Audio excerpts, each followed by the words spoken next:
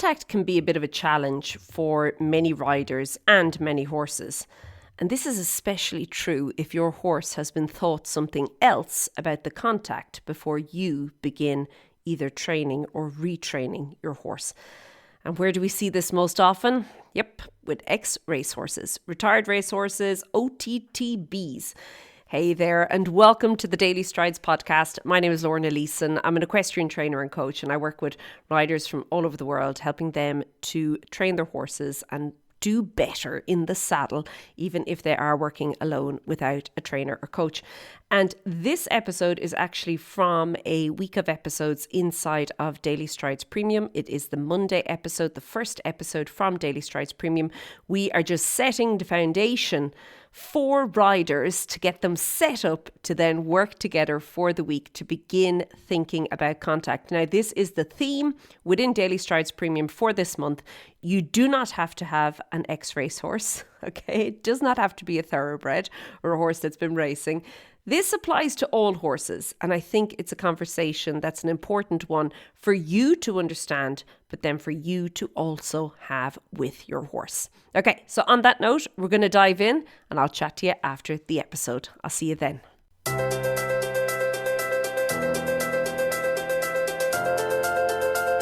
Contact. It is so important when it comes to horse riding and it comes to having conversations with our horses. And yet contact is one of the most misunderstood things when it comes to riding, and particularly when it comes to riding an OTTB. And that's what we're going to chat about this week. Hi there and welcome to Daily Strides Premium. It's Lorna here, of course, and I'm so glad that you're here with me today and in this week of trainings where we're going to be chatting all about contact. Now, if you heard the intro and you said OTTB, you heard OTTB and you thought, hold on now, I don't have an OTTB. That's okay. This well, it goes without saying, the OTTB is a horse. So this pertains to all horses. But I would say that in particular, the reason I want to kind of focus on this about OTTBs is very often during the summer months, which it is in the top half of the year right now, people take on projects, and one of the projects that often gets taken on is the reschooling of a horse. And I would say this can be used for any horse, not just an OTTB, but I want to approach it from the OTTB spectrum. I do love working with retired racehorses. I love it. It's one of my favorite things to do with horses. I think they're great. You do get a couple that are a little dilly, but I enjoy them, and I love working with them. And I just wanted to kind of touch on this. It's something that we have never really gone into much detail here inside of Daily Strides Premium, and I do know that a lot of the members do ride OTTBs or retired racehorses, horses that have come off the track. So I want to take this opportunity for this group of trainings in particular to really dive into it a little bit, and particularly the couple of aspects that, as I said, are a little bit misunderstood. Now, as I said, it doesn't just go for an OTTB. This will work for all sorts of horses. But where I want to start with this group of lessons is I would actually suggest starting on the lunge. Now, hold on. If you're on your horse, that's okay. Whoa, tanto. You can stay on your horse. You're fine, okay? But what I would suggest doing is actually starting on the lunge. And the reason is that when you're working with an OTTB, your horse basically has to relearn, okay? Or has to learn something new. It has to kind of cover over its old way of doing things, or the old way it was taught to do things.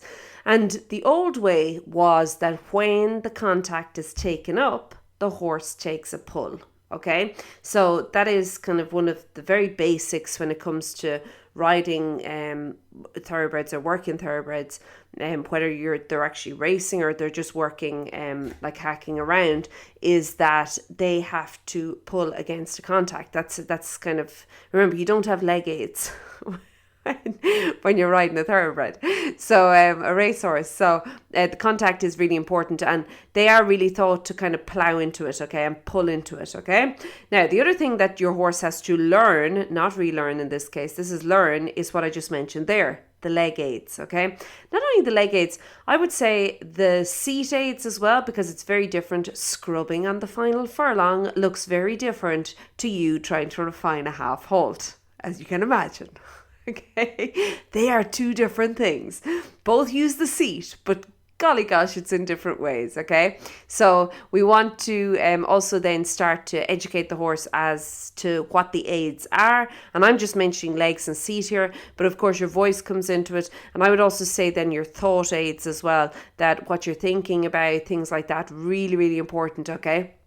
And then how they all work together. So there's a balance of aids. There has to be a balance of aids.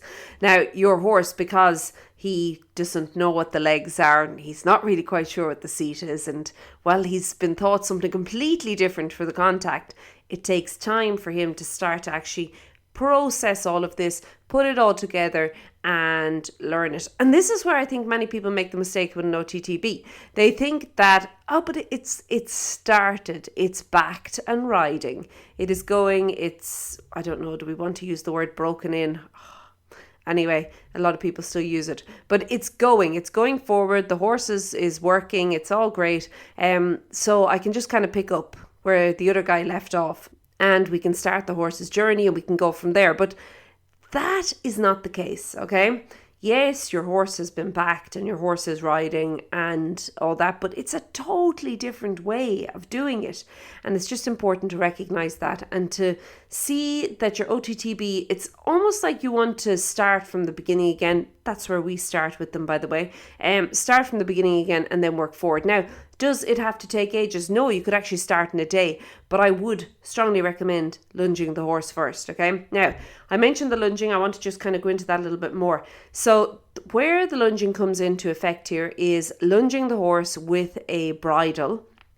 So the horse will have a bit in its mouth, it'll have a bridle on, but you take obviously the reins off the bridle and you can even take the noseband off if you wanted to. So it's really just the cheek pieces, the head piece, and if you want the brow band to keep the whole shebang in place, and the throat lash, okay? And then what I would suggest doing is putting just a head collar over the horse's bridle. So a nice, well-fitted head collar, obviously allowing for enough room. And that's why I say take the noseband off as well. Otherwise, it starts to get really bulky.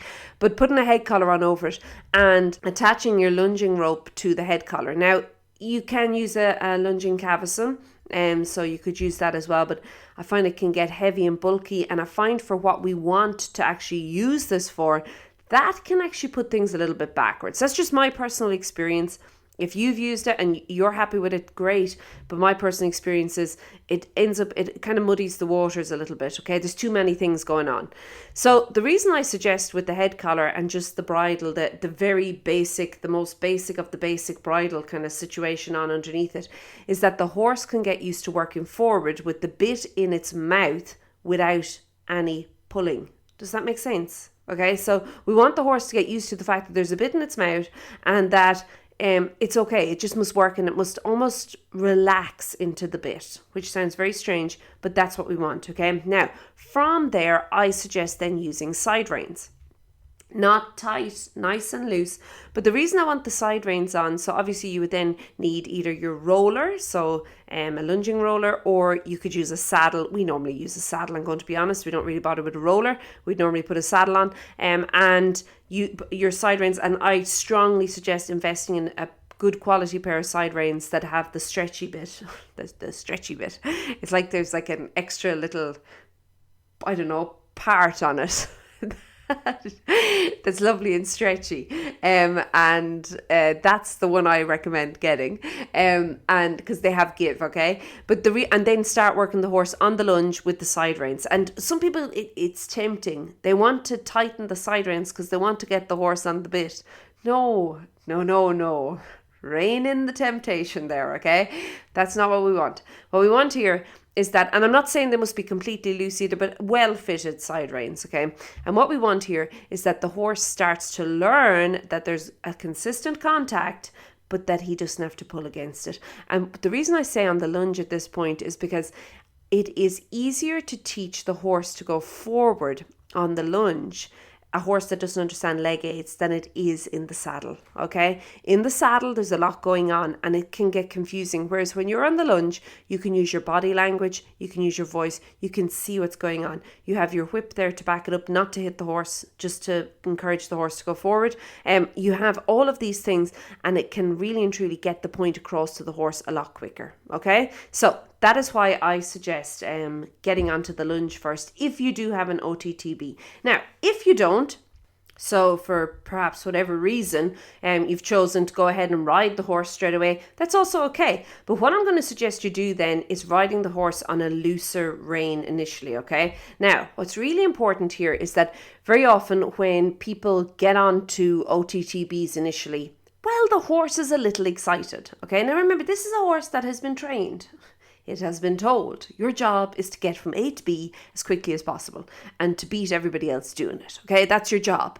And that's been fairly well ingrained into them at this point. Okay, so you need to understand that your horse is looking at things from a completely different perspective than what you're looking at things. Okay, and that often people think, the horse is just bowed, or the horse can't concentrate, or the horse is this, or the horse is that, or the horse is the other.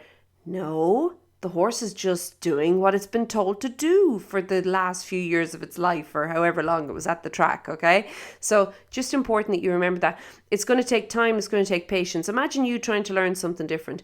Have you ever thought about, I'm going to tell you something really simple now, tying your shoelaces. If you try to tie your shoelaces the other way around, okay? So whichever one you kind of hold make the loop with, and then the other one you go around the loop. Now put it in your other hands, swap your hands and do the opposite way around.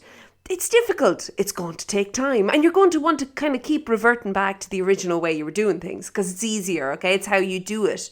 But it's the same like that for your thoroughbred as well. He is going to want to, and particularly when he'll want to revert back, and particularly when the situation can get stressed, if there's a high stress situation at any point, okay? Things are going to want to revert. And I think it's the same for all horses. It's if they know of one way to do something, when the kind of, when pressure is applied to a situation, you're going to end up going back to that way, or they want to. It's just that natural, people do the exact same thing.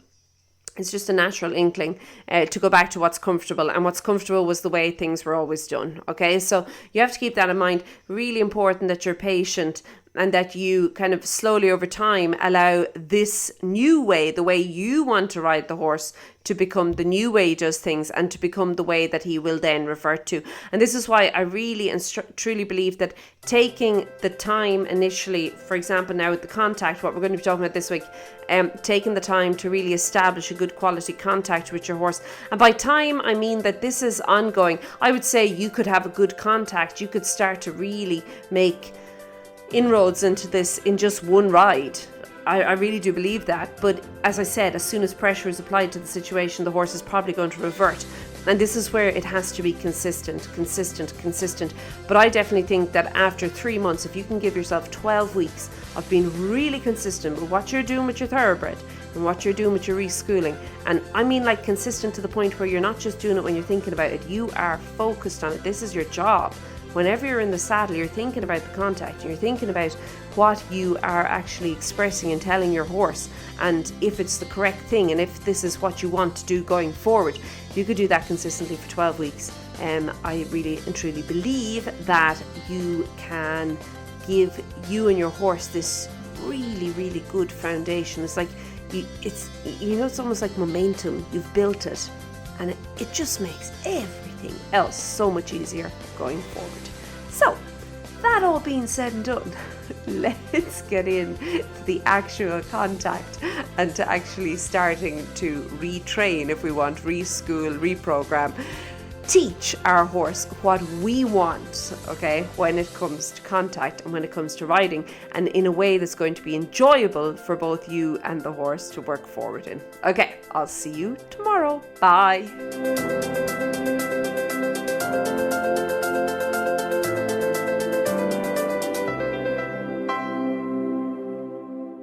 So there you have it. If you're interested in beginning to develop or refine your contact a little bit more with your horse, I am going to urge you to join us inside of Daily Strides Premium. We're talking about it all this month. So you'll have the audio lessons. Of course, there's this week of lessons and there's another one later in the month. And then there's going to be live trainings and all fun stuff in between as well. Okay. So if you have any challenges with that, this is the month to join. This is where you can start the conversation and begin improving it for you and your horse. You can get all the details over at stridesforsuccess.com/DSP. Yeah, and that is it. If you've any questions at all, you can reach out. Otherwise, have a great week. Keep well, and I'll chat to you soon. Be good. Bye.